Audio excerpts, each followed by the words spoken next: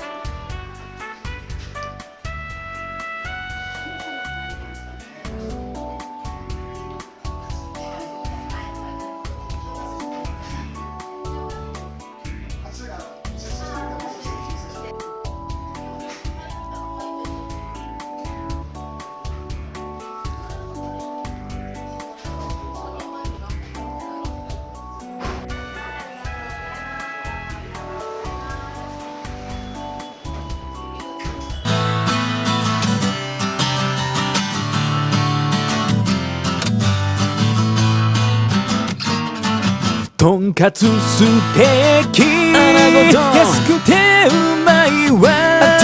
丼の数だけドラマがある感動する味忘れちゃいけない同じ時代に出会ったグルメに感謝を何か辛いことがあった嫌なことがあっても素敵な一杯に出会えればカラッと上がった衣であなたの気持ちは晴れた空きっと変わるよあなたの気持ち笑顔こぼれるどんぶり麺最高夢のようなダイニングテーブル